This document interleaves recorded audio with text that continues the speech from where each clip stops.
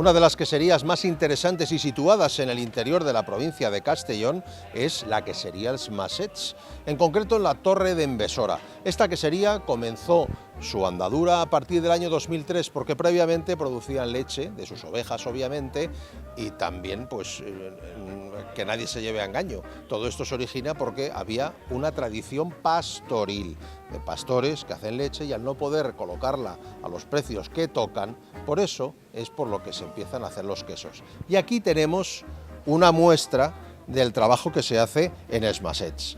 Son famosos por sus cuajadas, sus yogures, de leche de oveja, por supuesto, a pimienta, al romero, siempre con leche pasteurizada. Aquí tenemos uno con trufa y también tenemos una muestra de lo que es el queso de cabra y al estilo de más tradicional, pañoleta.